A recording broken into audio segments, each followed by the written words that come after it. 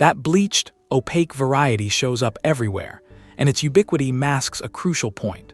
Only certain quartz textures and contexts indicate real metal or diamond potential. Recognizing what to ignore is just as important as spotting what to pursue. The most common pitfall is assuming all quartz veins are auriferous or metal-rich. In truth, much of the vein quartz you'll find, especially in heavily eroded or historically mined zones, is barren, having precipitated from fluids too low in metal content to matter. These veins typically show sharp contacts with the host rock, lack surrounding alteration halos, and present little to no staining from iron or other oxidized minerals. In placer settings, the problem is worse. Thick pieces of quartz float can accumulate downstream of barren zones, luring novice collectors away from actual mineralized zones uphill. The telltale difference lies in both appearance and association. Productive quartz often appears fractured, vuggy, full of small cavities, or sugary in texture. These textures reflect rapid cooling or the violent precipitation of minerals from hydrothermal fluids, conditions conducive to trapping gold, silver, tungsten, or other high-value metals.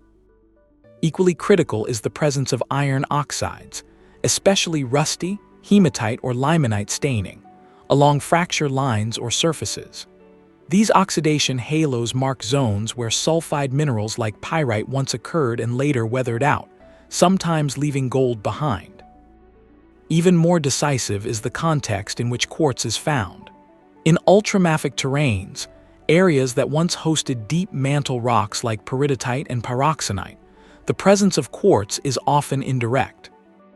You'll rarely find large quartz veins in fresh kimberlite or lamprite, but quartz float near such pipes may have been introduced by later fluids or nearby country rock veins. Here, quartz becomes a secondary clue, pointing not to itself, but to the company it keeps. Indicator minerals like chromite, ilmenite, and pyrope garnet that may ride alongside. Experienced fieldworkers also read the shape and positioning of quartz debris. Angular quartz fragments, especially if stained or embedded in oxidized clay zones, suggest proximity to their source. In contrast, well-rounded quartz pebbles far from veins usually signal mechanical transport and dilution, useful in placer prospecting, but misleading when tracing lodes.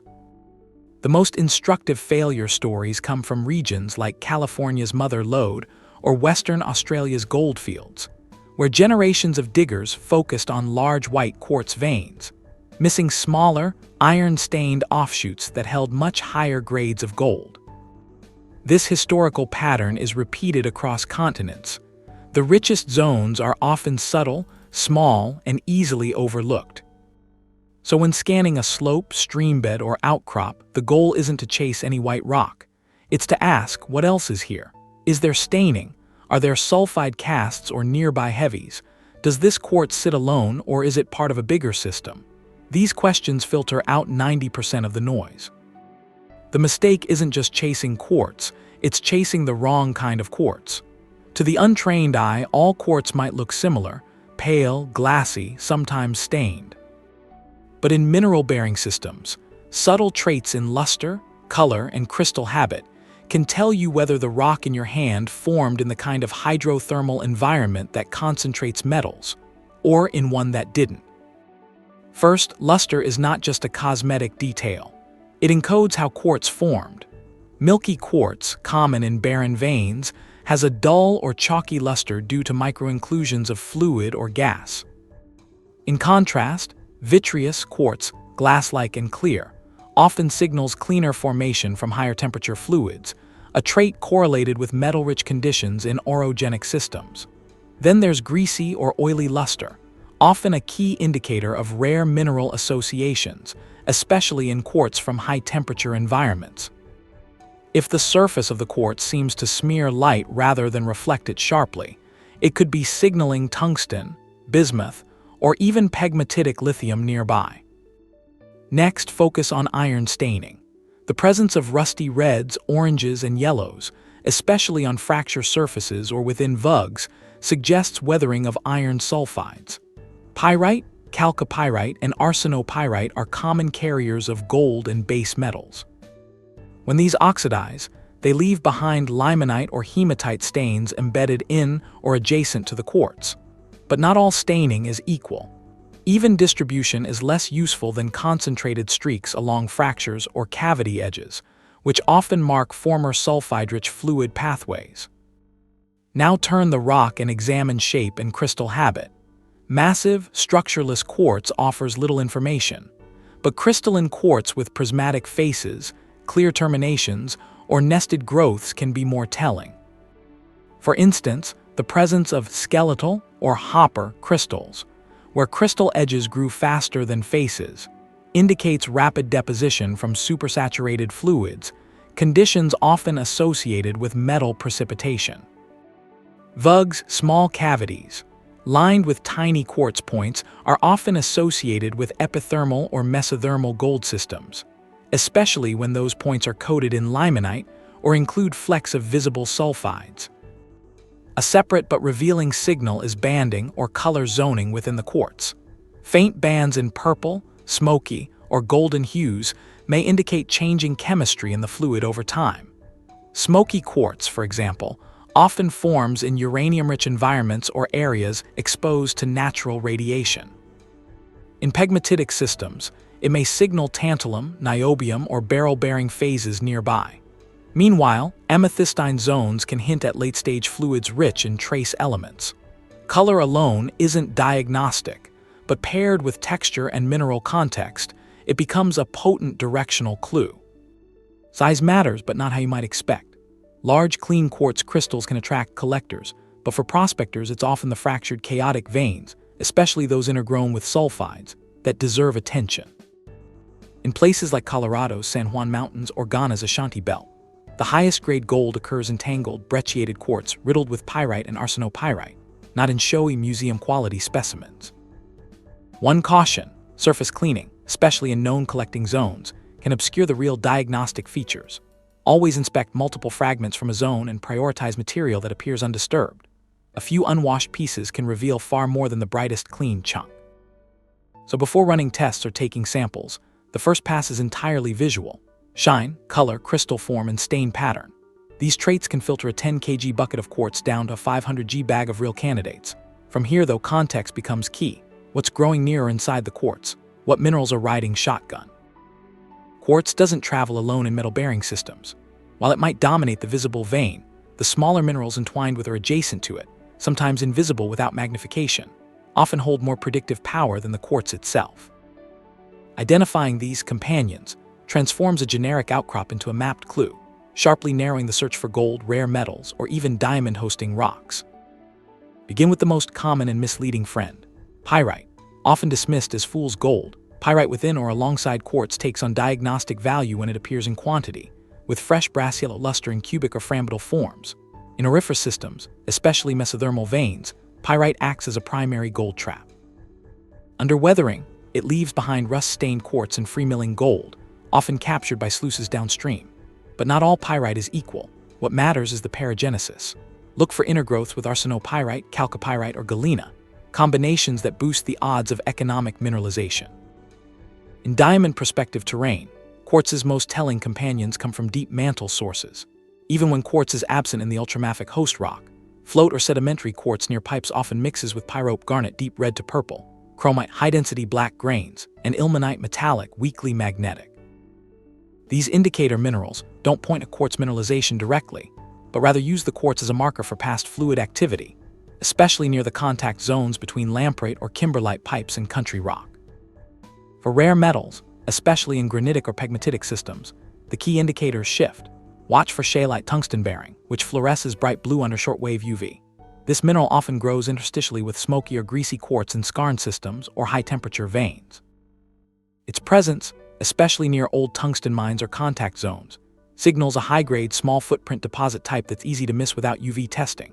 Similarly, bismuthinite, molybdenite, and tourmaline appear in quartz veins that cut high-silica intrusive rocks, often carrying trace gold, lithium, or tantalum.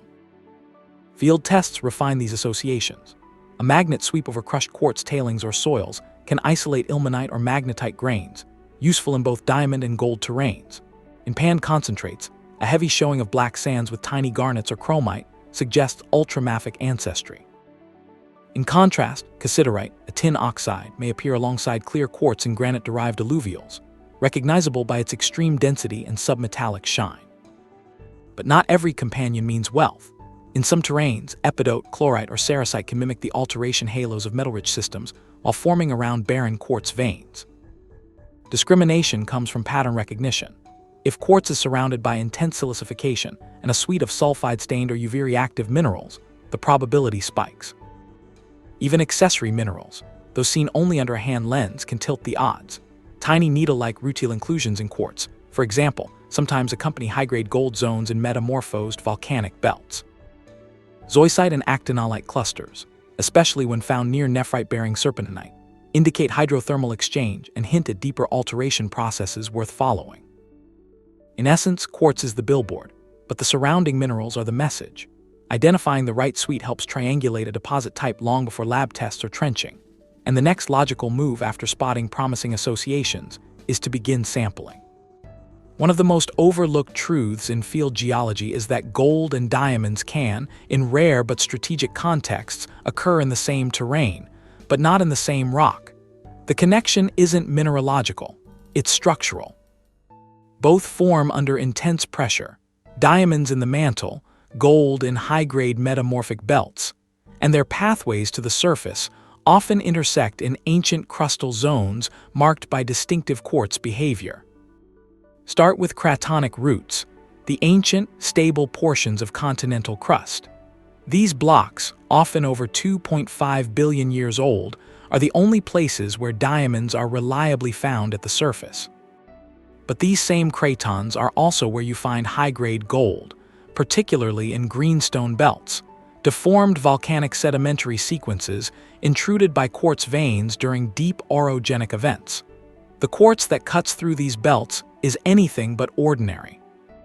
It's often brecciated, filled with sulfides, and flanked by intense iron staining, representing the final fluid pulses from tectonic compression and shearing. The key insight: where high-pressure crust meets mantle-tapping structures, both diamond and metal-bearing systems can express themselves, albeit in different hosts. In the Canadian Shield, for instance, Archean greenstones yield auriferous quartz veins just kilometers from kimberlite pipes. The same juxtaposition appears in Botswana's Orapa region and parts of Western Australia's Yilgarn Craton. The bridge between them isn't chemistry, it's structure and alteration. High-angle faults, splay systems, and regional shear zones provide fluid pathways. Quartz veining occurs when supercritical fluids flash and dump silica and metals. In ultramafic rocks, these faults tap mantle melts, lamprite or kimberlite, that ascend rapidly and cool explosively. Quartz may not form in the pipe, but adjacent country rocks, particularly felsic intrusives or older gneisses, develop stockworks or tension gashes filled with metal-bearing quartz. These are often mistaken as unrelated. But some signs cross both environments. For example, carbonate alteration, dolomitization, anchorite halos, appears in both gold shear zones and in the contact margins of diamond pipes. If your quartz is rimmed by buff-colored, reactive carbonate minerals, it may mark one of these key transition zones. Likewise, serpentinization of ultramafic rocks near quartz veins suggests deep-sourced fluids, often mineral-rich, on the move. Where these settings align, paleoplacer traps also form. Quartz transported from gold-bearing veins and durable heavies like chromite or garnet from diamond-bearing pipes can accumulate in the same sedimentary basins. In South Africa's Vaal River system, both gold and diamonds were historically extracted from ancient river gravels just downstream of their hard rock sources. Identifying rounded quartz pebbles with iron oxide rind, mixed with garnet or ilmenite grains, can signal similar confluences. These overlapping systems create complex field conditions. A prospector might find gold-rich quartz veins on one ridge, and just over the divide, garnet-choked streambeds suggesting kimberlite upstream. Linking these requires structural mapping, tracing lineaments, fracture zones, and alteration belts that cross both mineralization types. Quartz helps only if read correctly.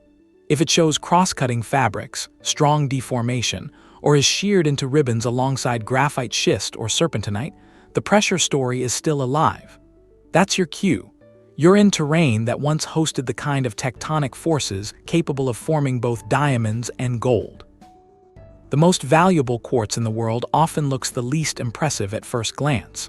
While the eye is drawn to glinting crystals or large vein exposures, the richest gold-bearing quartz is usually fractured, discolored, and heavily altered, its true value encoded in microtextures that only a trained observer would recognize. Start with the most diagnostic trait, sugary texture. This isn't a metaphor. Auriferous quartz often breaks with a granular, saccharoidal feel, looking like coarse sugar or pressed salt when freshly exposed. This texture reflects rapid cooling and explosive silica deposition from boiling hydrothermal fluids, conditions that frequently precipitate gold. In the Victorian goldfields of Australia, sugary quartz has long been the hallmark of high-grade chutes, even in otherwise low-yield veins. Next is vuggy quartz, quartz with small, irregular cavities, often rimmed with iron oxides. These vugs form where gas bubbles or dissolving sulfide minerals leave behind voids. Their presence suggests volatile-rich fluids and frequently sulfide mineralization, particularly pyrite, arsenopyrite, and sometimes galena. Gold can be present as invisible inclusions within these sulfides, or as liberated grains post-weathering, often trapped in the quartz matrix or nearby saprolite. Field workers often mistake clean white quartz as more valuable, but in auriferous systems, the opposite is usually true. Discoloration, especially deep red, orange, or brown streaks along fractures, indicates the oxidative weathering of iron sulfides, which historically hosted free gold. The presence of limonite boxwork, porous, rust-colored casts where sulfides have dissolved, should immediately trigger closer inspection. These textures signal intense alteration, the kind required to mobilize and concentrate gold. Examine contact zones next. Productive gold quartz rarely exists in isolation. Instead, it forms in zones of shearing or faulting, often parallel to schistosity or cleavage in metamorphic host rocks. The quartz may appear deformed, ribboned, boudinaged, or lenticular, indicating movement and repeated fluid pulses. These structural clues are critical. Gold often concentrates where veining intersects flexures, bends, or jogs in fault planes, forming chutes that are vertically extensive but laterally narrow. Use a hand lens to scan for sulfide specks within the quartz. Even trace amounts of arsenopyrite, grayish silver, with metallic luster and striations, or fine-grained pyrite may hint at invisible gold. In historical lodes from Nevada to Ghana, the gold-sulfide ratio varied wildly, but many rich veins showed less than 1% visible metal. It's not about quantity, it's about association. A more subtle but powerful clue is the parallelism of veinlets within the quartz. If you see stacked microveins or ladder vein patterns within a larger body, that's a sign of vein system evolution, multiple fluid events, often increasing in gold content over time. These are the kinds of zones that yield kilo-per-ton samples at the chute core, surrounded by lower-grade material that still pays with bulk sampling. One overlooked signal is clay alteration at the quartz margins. Soft, bleached zones rich in kaolinite, sericite, or illite often appear friable and weak underfoot, but mark intense hydrothermal action. These altered selvages may extend meters from the vein and are commonly dismissed as weathered host rock. In reality, they are prime sampling targets. Not all veins are vertical. Flat-lying veins, known as reef or saddle reefs, can be highly auriferous in folded terrains. Their quartz often lacks the vertical width of fissure veins but shows strong textural zoning. Sugary quartz in the center, flanked by laminated quartz or carbonate at the edges. This internal zoning reflects pressure and chemical gradients during formation and can guide you directly to the richest core. The richest veins are rarely where the quartz ends up. They're where it came from, and finding that origin is a process of reading terrain, float characteristics, and the silent clues of slope, shape, and sorting. Quartz, when liberated from a vein by weathering, behaves in predictable ways depending on its hardness, density, and the landscape it travels through. Learning to reverse this path is how seasoned fieldworkers locate previously unrecorded sources.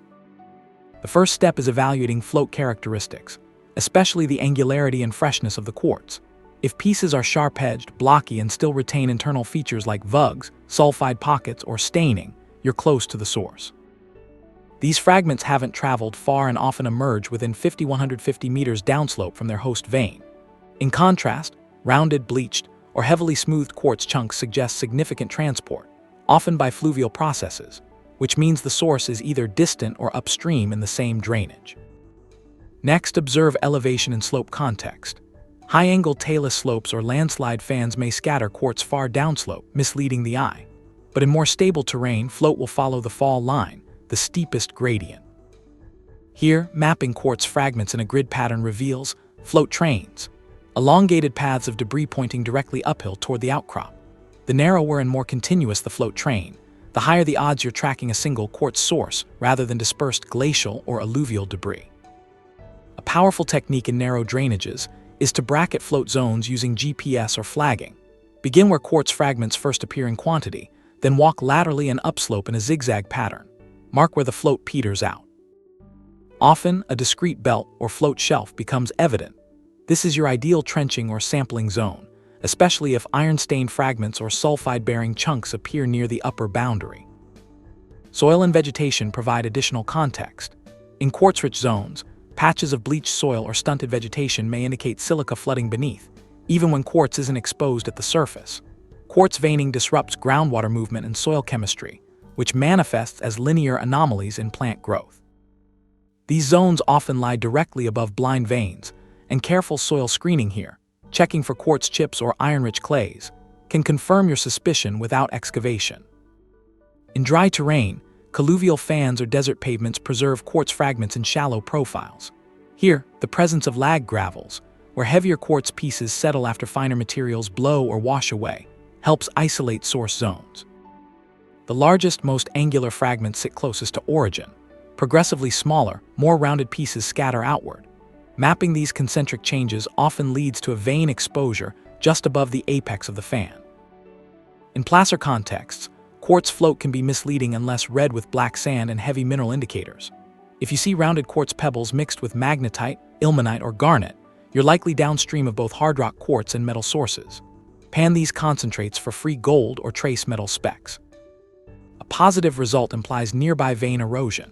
In this case, follow the up-gradient wedge of heavy mineral density, which will narrow as you approach the source. Fieldworkers call this method chasing the tail, and when done right, it can hone your search to a 10-meter zone.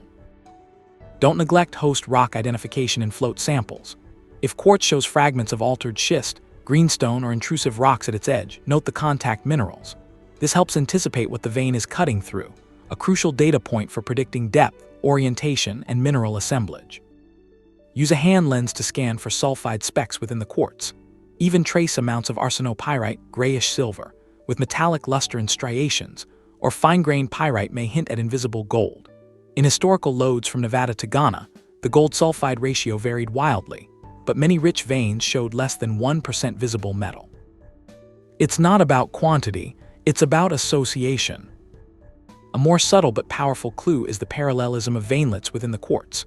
If you see stacked microveins or ladder vein patterns within a larger body, that's a sign of vein system evolution, multiple fluid events, often increasing in gold content over time. These are the kinds of zones that yield kilo per ton samples at the chute core, surrounded by lower-grade material that still pays with bulk sampling. One overlooked signal is clay alteration at the quartz margins. Soft, bleached zones rich in kaolinite, sericite, or illite often appear friable and weak underfoot, but mark intense hydrothermal action. These altered selvages may extend meters from the vein and are commonly dismissed as weathered host rock. In reality, they are prime sampling targets. Not all veins are vertical. Flat-lying veins, known as reef or saddle reefs, can be highly auriferous in folded terrains. Their quartz often lacks the vertical width of fissure veins but shows strong textural zoning. Sugary quartz in the center, flanked by laminated quartz or carbonate at the edges. This internal zoning reflects pressure and chemical gradients during formation and can guide you directly to the richest core. The richest veins are rarely where the quartz ends up. They're where it came from, and finding that origin is a process of reading terrain, float characteristics, and the silent clues of slope, shape, and sorting.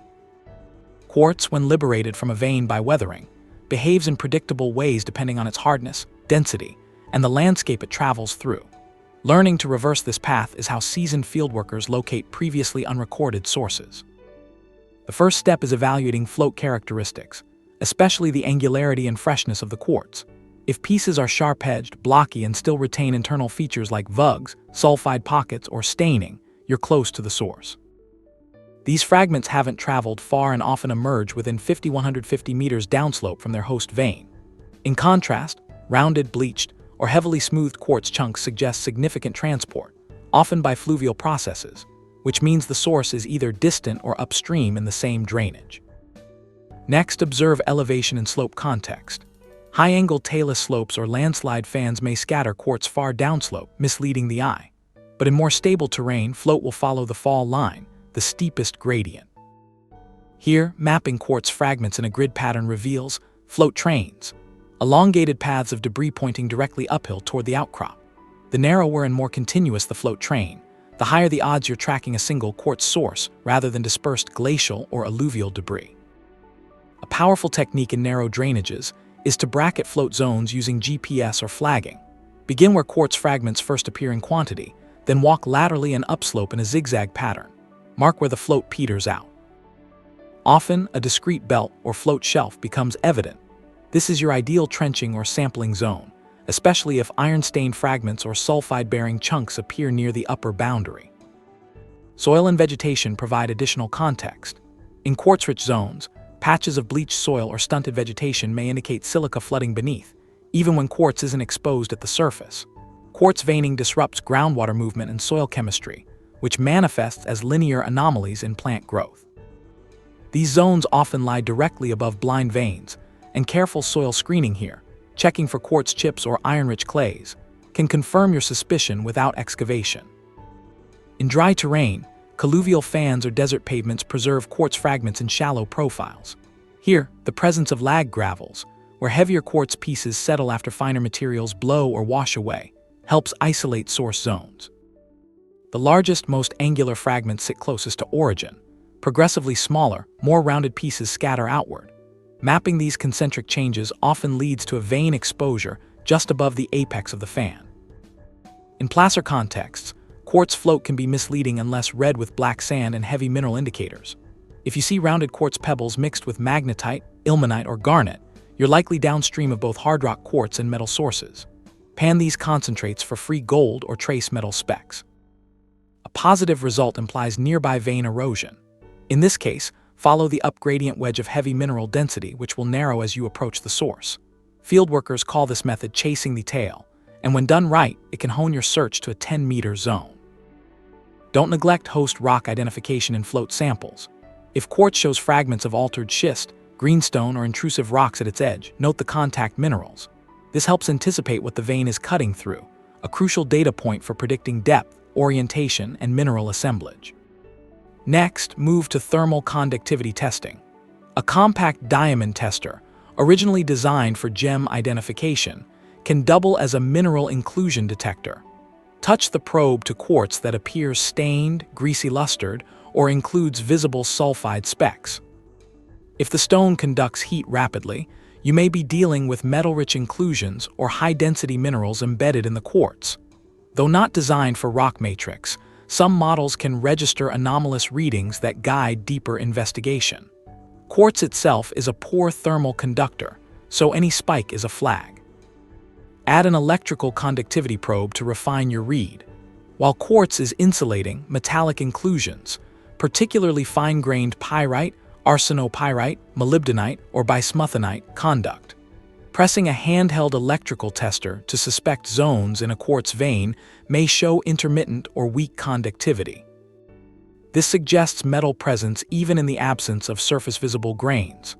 Importantly, moissanite, a high-index diamond simulant, is also electrically conductive, so in kimberlite indicator screening, a positive response can differentiate fakes from non-conductive diamond. Field readings grow stronger when you isolate the suspect material.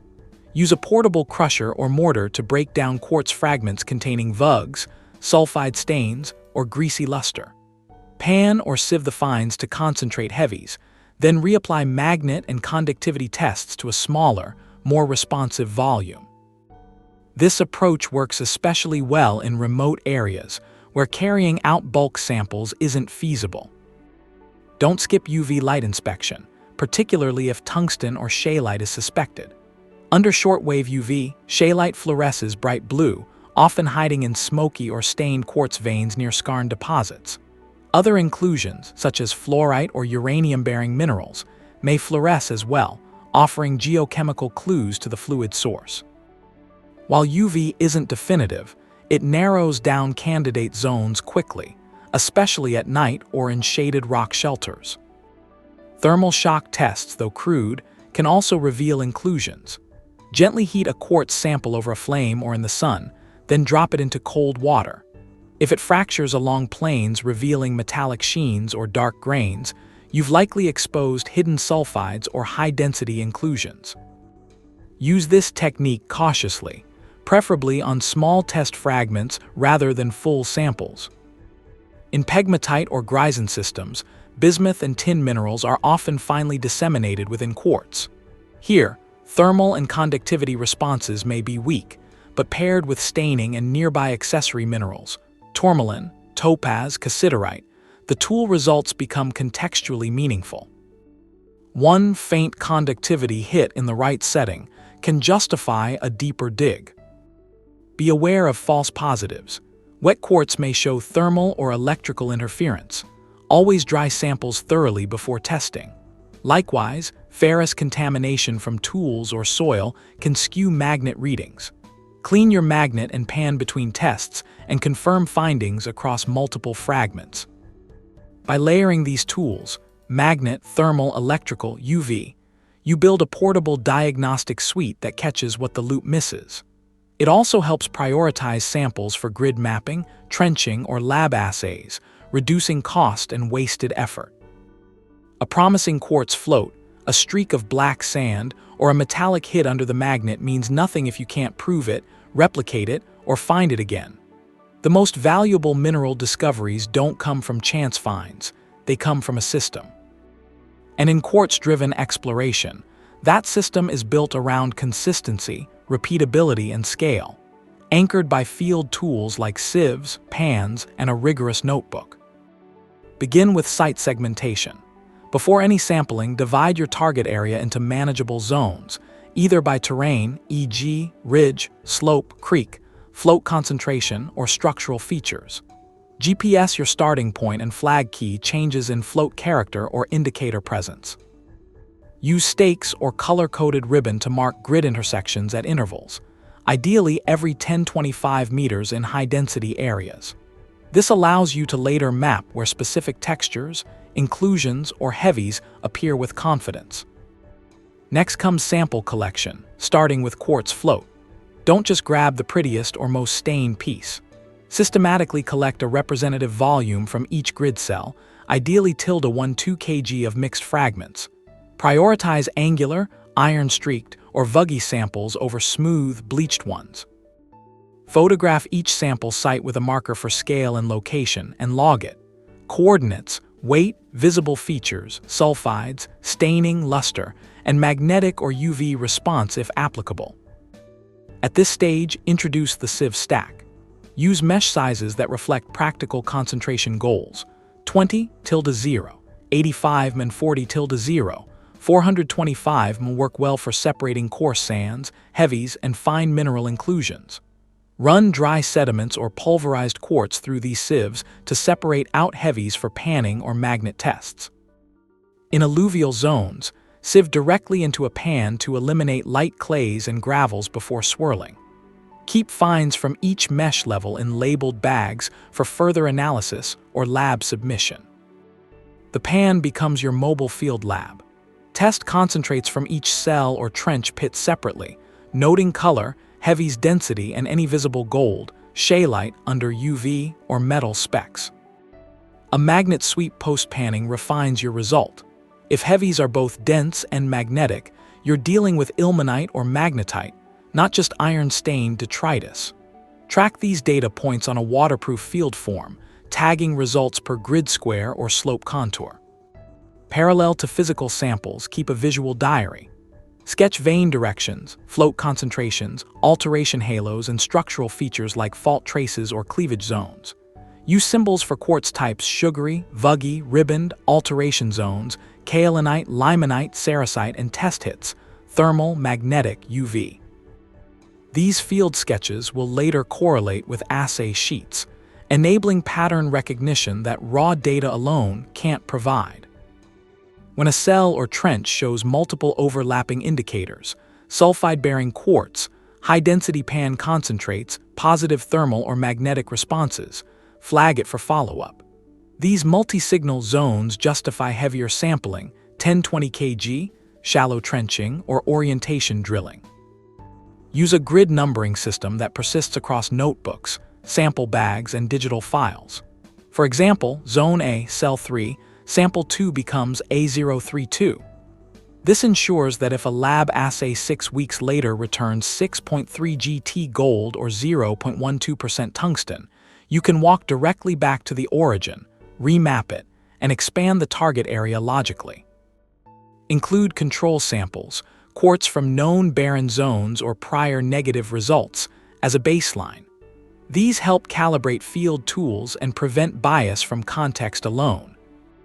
If your magnet or conductivity probe responds to both suspect and control samples equally, the tool may be oversensitive, and that round of testing should be de-weighted in decision-making.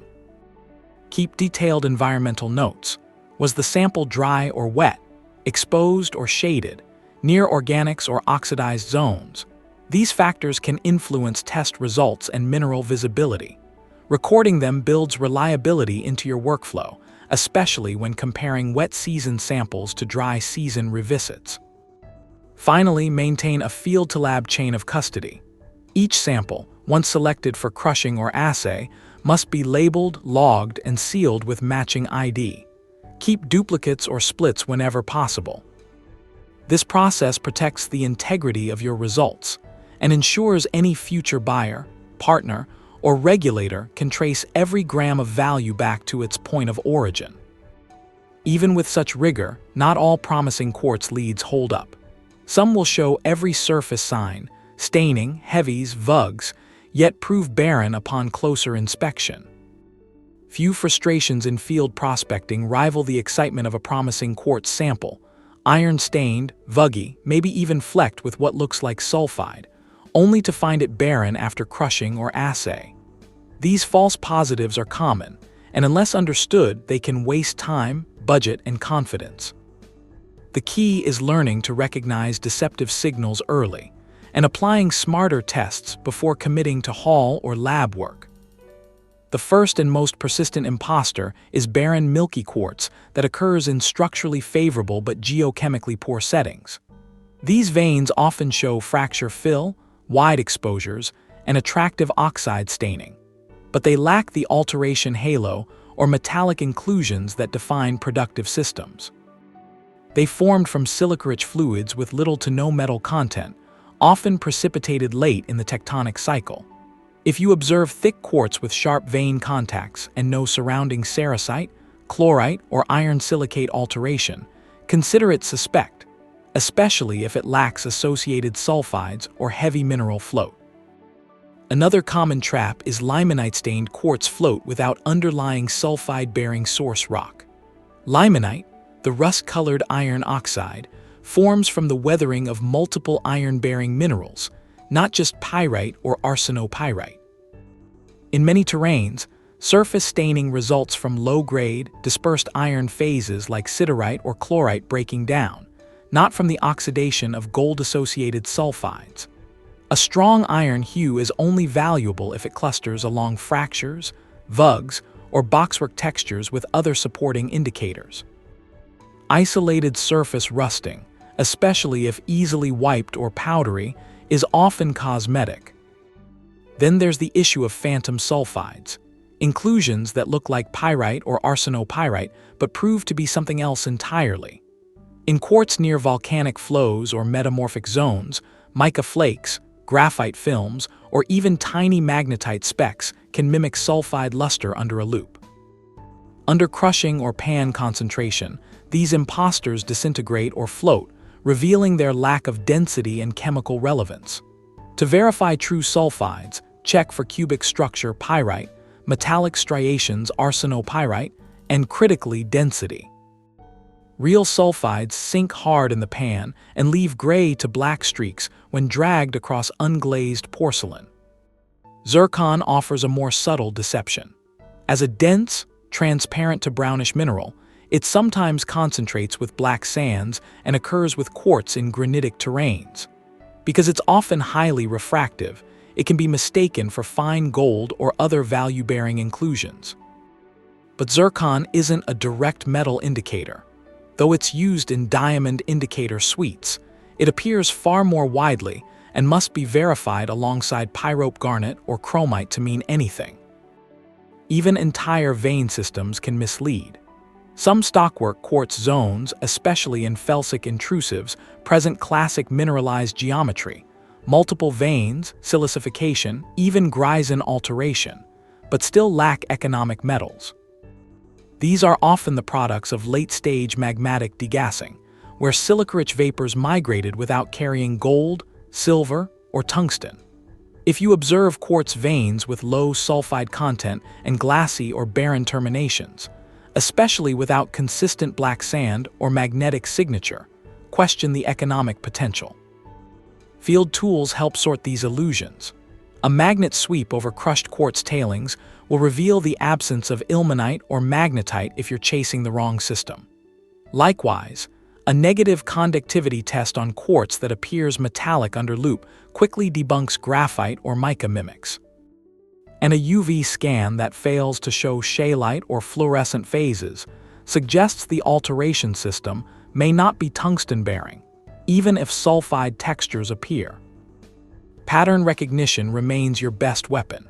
If staining, vugs, and float persist across a slope, but none yield positive pan or magnet results, the system may be hydrologically impressive but chemically barren. Conversely, even subtle signs, a single positive conductivity read, a dense sulfide speck in a sugary matrix, deserve follow-up if they appear in context with structural control and alteration. A quartz vein is never just a line through rock. It's a record of stress, fluid movement, and metal deposition that, when properly read, reveals the scale and direction of a potential ore system. Most fieldworkers focus on a single visible vein, but those who understand vein architecture, the system behind the exposure, can estimate volume, grade distribution, and even predict blind chutes without a single assay. Structural layout isn't just geologic, it's economic. Start with the simplest form, the parallel vein set. These occur where compressive forces fracture host rock along consistent planes, creating multiple, evenly spaced quartz veins. If one such vein contains gold or metal indicators, the entire set may be mineralized, but not evenly. Typically, the central veins carry the highest grade, flanked by barren or weakly mineralized splits. Field identification of parallel sets begins with orientation. Measure strike and dip of at least 3 veins and plot them. Consistent geometry over more than 20 meters signals a structured system worth grid testing. Next is the ladder vein system, short, cross-cutting quartz veins that form perpendicular or oblique to a main vein. These ladder structures indicate tension or dilational zones where repeated fluid pulses deposited metals. In gold systems, especially mesothermal types, these rungs often host the richest pockets due to focused fluid pressure drops. On outcrop or trench walls, ladder veins appear as narrow quartz strips bridging a larger vein. Sample them individually. Composite samples mask the sharp grade spikes these features often contain. Then there's the stockwork system, a chaotic mesh of small, intersecting quartz veins filling a rock volume rather than a single fracture. These systems dominate porphyry copper and intrusion-related gold deposits. Though individual veins may appear too small to matter, collectively they can host massive tonnages. In the field, stockworks are identified by dense quartz veining over tens of square meters, with weak iron staining or clay alteration in between.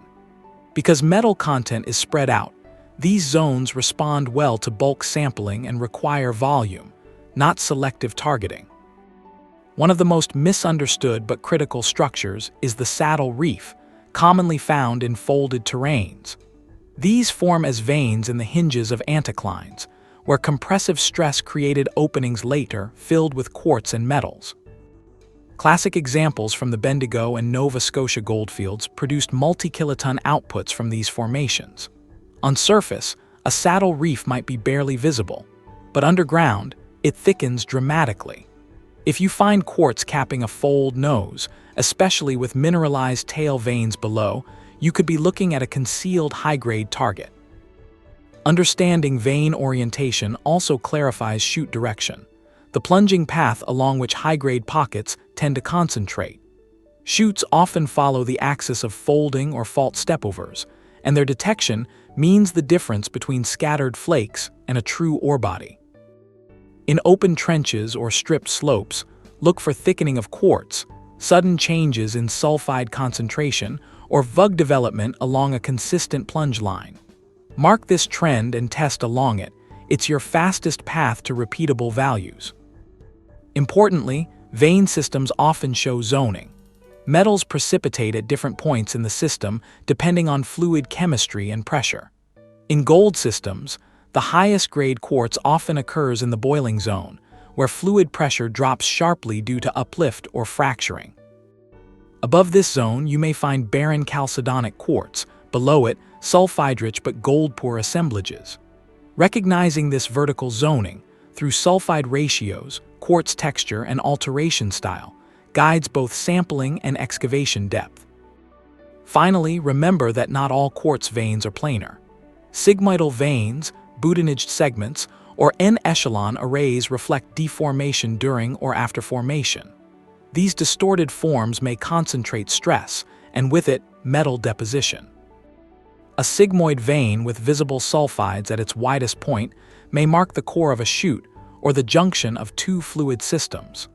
Map these shapes carefully. They often reveal hidden targets beyond the immediate exposure.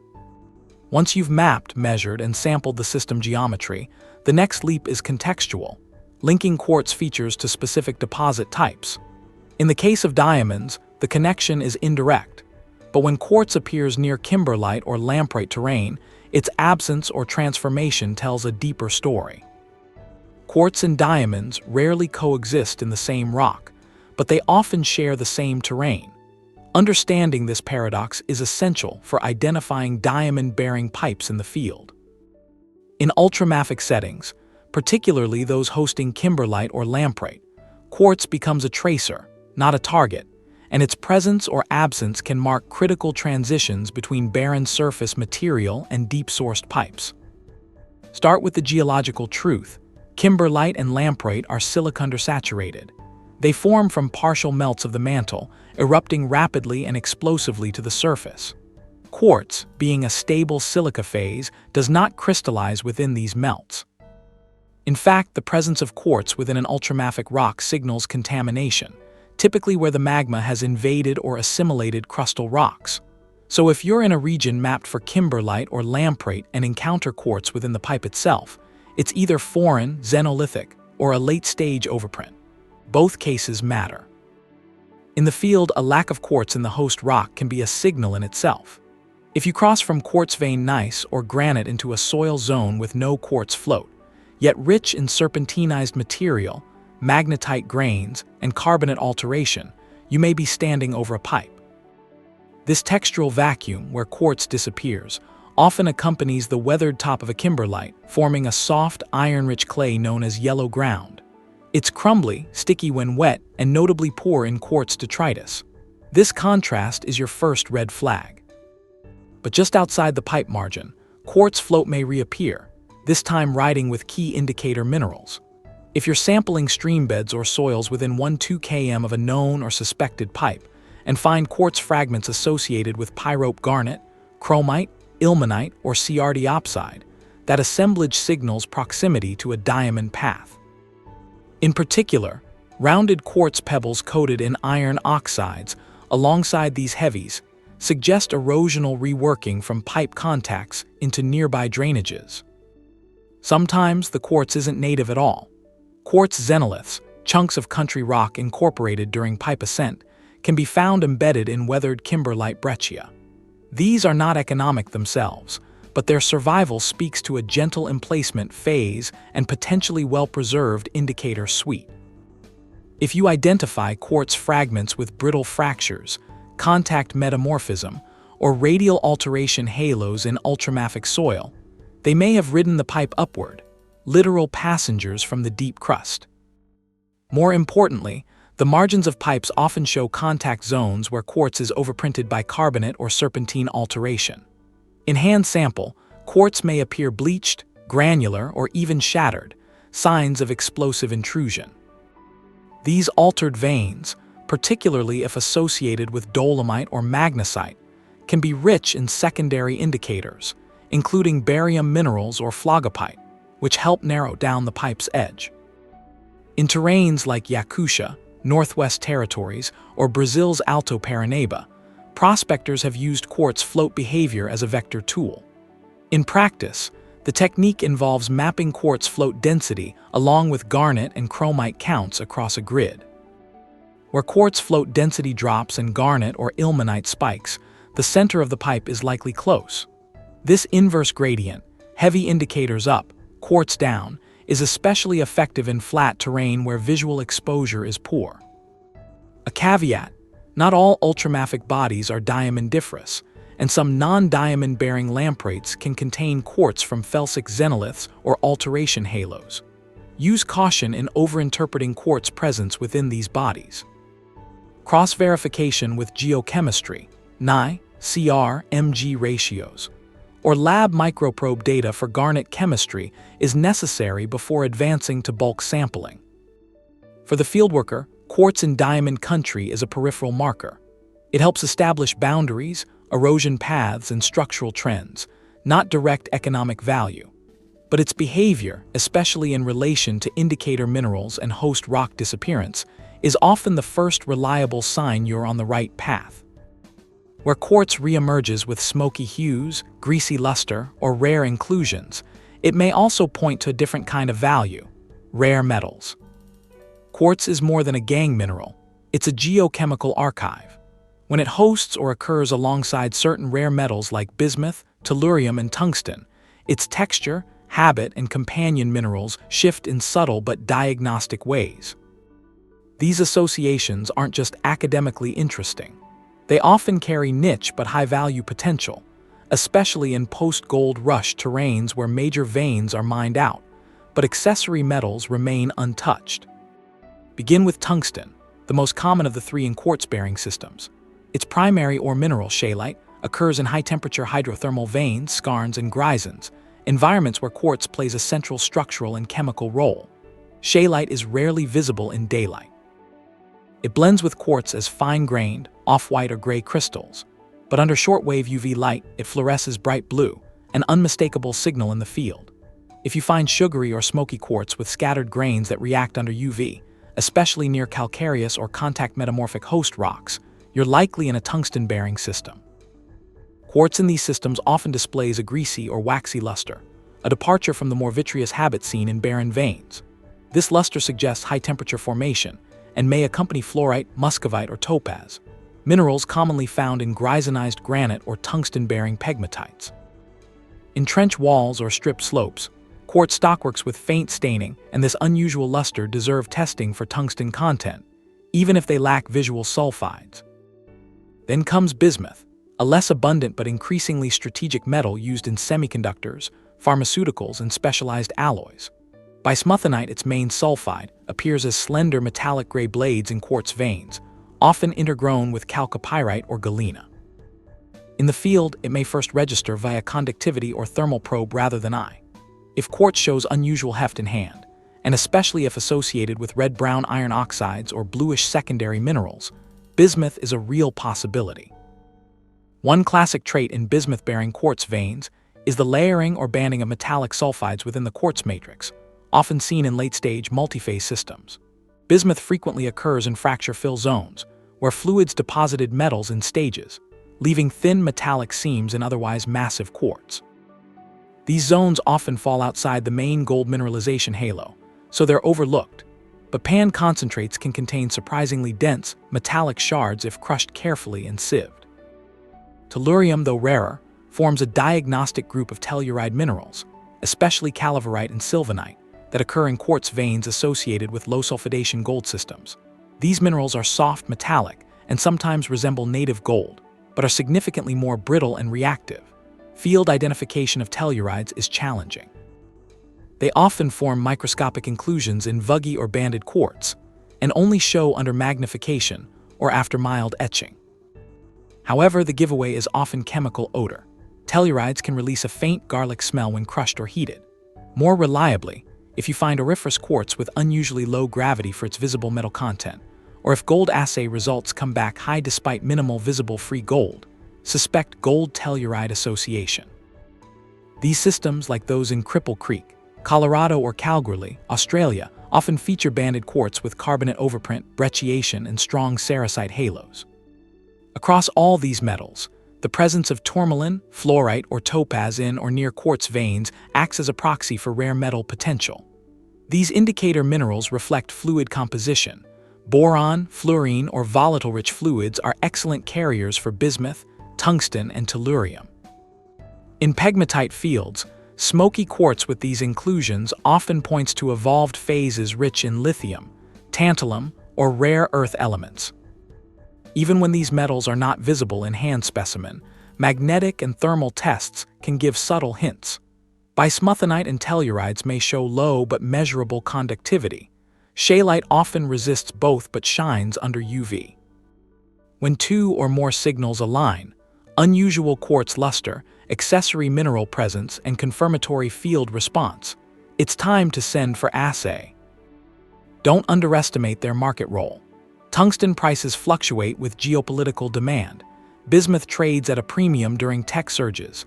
Tellurium, though obscure, sees spikes tied to solar panel production. Unlike gold, these metals are often recovered as byproducts. But for the small-scale field operator, their detection in quartz may justify staking or revisiting low-grade veins passed over by previous explorers. Still, the richest zones don't always lie at surface. To find them, you need elevation context, erosion clues, and the ability to read old terrain like a new book. That's next, how altitude and uplift expose the clues most prospectors overlook.